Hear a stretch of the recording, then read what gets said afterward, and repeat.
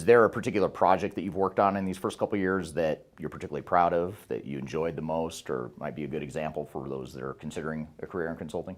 Yeah, absolutely. Right now I'm in the middle of a implementation with a very large multinational company, and it's been a really good growing experience and being able to be exposed to how global companies operate and just how complex some of these implementations really can be. So really proud of the progress that we've made to date so far, and really excited for the challenges that are to come for sure. Yeah. So in addition to learning about implementation, multinational companies, what other sorts of professional growth or learnings have you experienced in these first couple of years?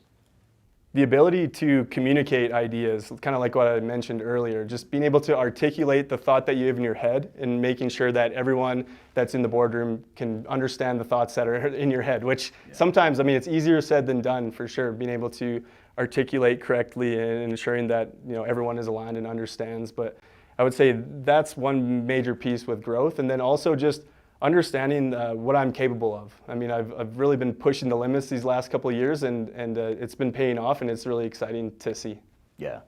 Yeah, I think that's something that might be a little different with a smaller company like ours, is that you do get pushed, I think, more than you might at a big company where there's hundreds of thousands of people and you can only do a certain amount of things. They don't want you to fail.